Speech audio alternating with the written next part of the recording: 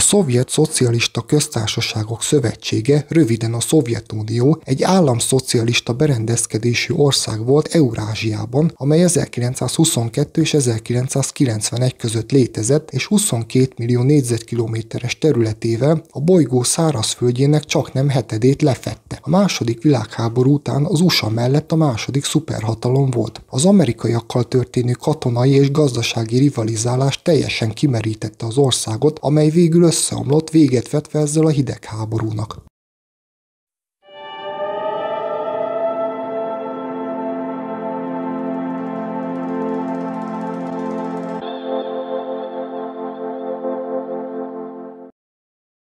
–1940-ben a felső vezetés engedélyezte, hogy bemutassák a mozikban a gazdasági világválság idején játszódó Érik a gyümölcs című filmet, mert szerintük ez jól ábrázolja az amerikai farmerek és munkások kilátástalan helyzetét. Később azonban mégis betiltották, mert a szovjet közönség rácsodálkozott, hogy még a legszegényebb amerikaiak is megengedhetik maguknak, hogy autóval közlekedjenek.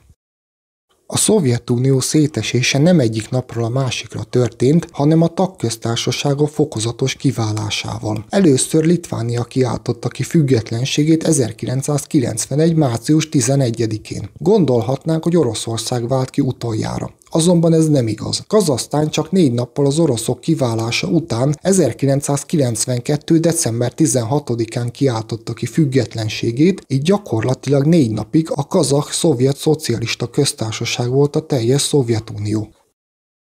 A hidegháború idején számos külföldi kém a hamis útlevelek jó minősége miatt bukott le. Az eredeti szovjet útlevelek fűzőkapcsa ugyanis olyan rossz minőségű volt, hogy hamar berosdásodott, míg a külföldieké nem.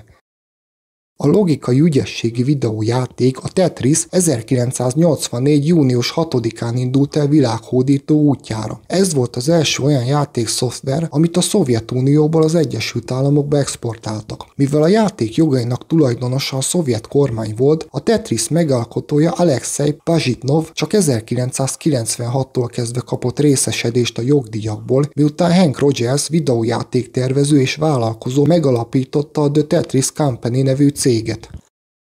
Georgij Zsukov, a második világháború szovjet háborús hőse, nagy rajongója lett a Coca-Colának, miután amerikai kollégájától, Dwight Eisenhowertől kapott egy üveggel. A hidegháború során az Egyesült Államok és a Szovjetunió közti ideológiai szembenállás miatt Zsukovot sosem láttuk, hogy kólát iszik, mert az amerikaiak kizárólag neki készítettek átlátszó Coca-Colát, hogy vodkának álcázhassa. Az első ország doményneveket 1985-ben vezették be az Egyesült Államokban, Nagy-Britanniában és Izraelben. 1989-ben a keleti blokk országai is bevezették a sajátjukat. Oroszországban még a Szovjetunió széthullása után egészen 1993-ig használatban volt a .su doménynév.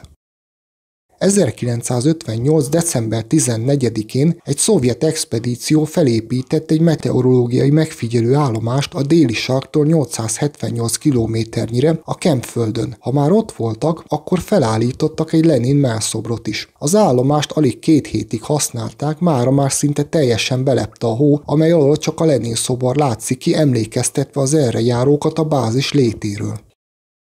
Az első emberkéz által alkotott eszköz, amely leszállt egy idegen bolygó felszínén, a szovjet Venyera 7 űrszonda volt, ami 1970. december 15-én landolt a Vénuszon, azonban mindössze 23 percig működött. Tolkien 1937-es klasszikusát a Szovjetunióban már 1985-ben megfilmesítették Bilbo Baggins a Hobbit csodálatos utazása címmel, melynek szereplői főleg a Leningrádi Állami Operaház tagjai voltak. Miután Lenin meghalt, az ország legnevesebb tudósaiból egy bizottságot hoztak létre, hogy az elhunyt vezető agyát tanulmányozva rájöjjenek a zsenialitására. A hosszas vizsgálatok azonban megállapították, hogy Leninnek teljesen átlagos agya volt, és semmilyen elváltozás nem volt rajta. 1961. Október 31-én Novaja Zemlja szigete fölött egy szovjet Tu-95-ös katonai gép egy 27 tonna tömegű hidrogénbombát oldott ki, amely a föld felszínétől 4000 méterre robbant fel. Ez volt a valaha megépített legnagyobb termonukleáris fegyver, amely a történelem legnagyobb robbanását okozta. A nyugati sajtóban később cárbombának elnevezett fegyver által okozott detonáció ereje nagyobb volt, mint a második világháborúban felhasznált összes robbanóanyagé. A gombafelhő 70 kilométeres magasságig emelkedett, és 30 kilométer széles volt, a lökés hullámok 3-szor kerülték meg a földet, az ablakok még egy 900 kilométerre fekvő faluban is betörtek. A bomba azonban éles bevetése teljesen alkalmatlan volt. Ekkora hatóerőnek nem sok értelme volt, ráadásul a szerkezet is túl nagy volt, hogy használni lehessen, hiszen csak korlátozott hatótávolságú repülőgéppel lehetett volna célba juttatni. A Szovjetunió erődemonstrációnak szánta a kísérleti robbantást. 1897-ben a cári Oroszországban a férfiak mindössze 33, míg a nők 14%-a tudott írni-olvasni. Ez az arány 1939-re a férfiak esetében 90,8, míg nők esetében 72,5%-ra emelkedett.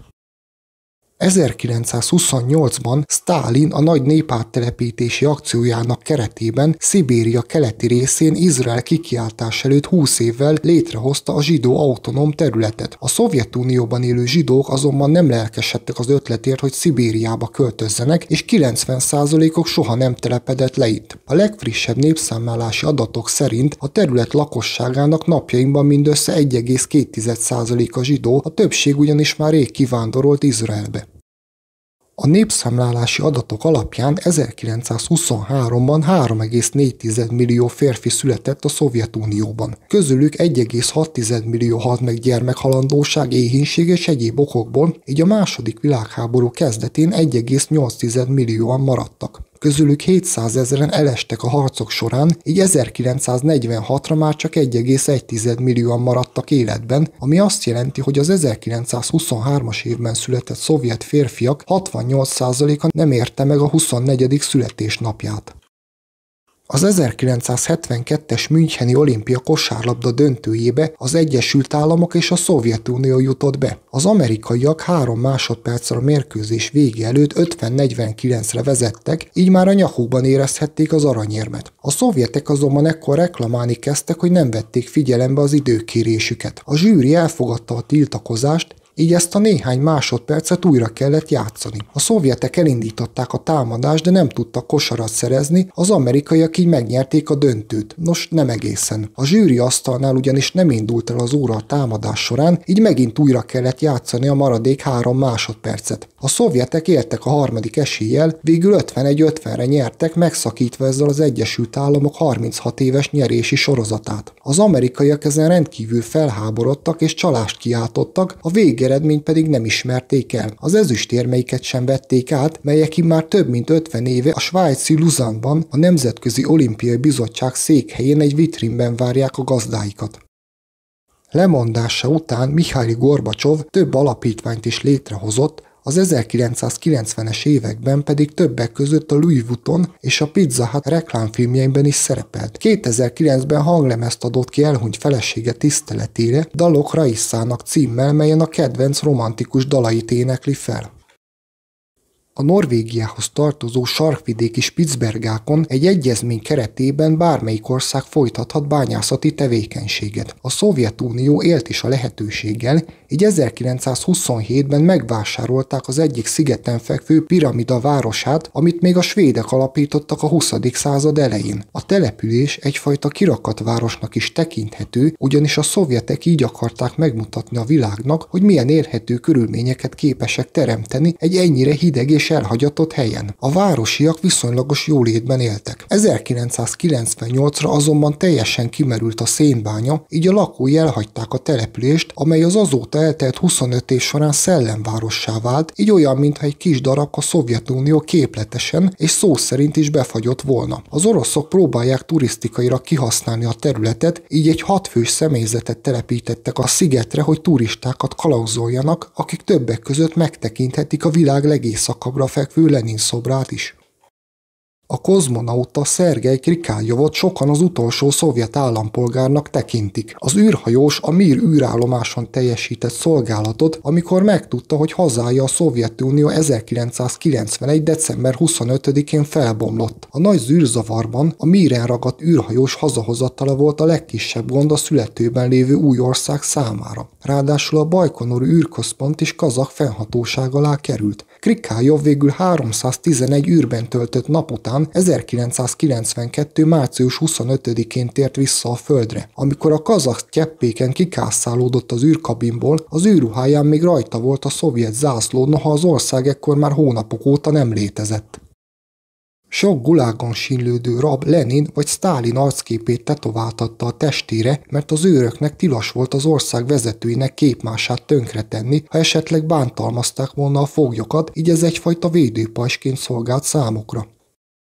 Moszkvában 1991. január 31-én nyílt meg a Szovjetunió első McDonald's étterme. A szovjet Meki 2500 négyzetméteres területet foglalt el, és akár 900 vendég befogadására is alkalmas volt, így ez lett az akkori világ legnagyobb McDonald's étterme. Egy ilyen nagy étteremhez nagy dolgozói létszámra volt szükség. A 27 000 jelentkezőből végül 630 embert választottak ki, hogy az étteremben dolgozhasson. A dolgozóknak szigorú feltételeknek kellett megfelelniük. Nem csupán a vendéglátói képességeknek kellett birtokában lenniük, de angolul vagy más idegen nyelven is érteniük kellett. A felső vezetés pedig egy chicagói szemináriumon tanulta meg a kapitalista franchise modell működését. A nyitónapon a tulajdonosok 1000 vendég felbukkanására számítottak, zárásig azonban közel 30 000-en fordultak meg az étteremben, így megdőlt az egy nap alatt egyetlen McDonald'sban kiszolgált emberek világrekordja, amit addig Budapest első Mekije tartott, amely 9100 vendéget vonzott a nyitónapon.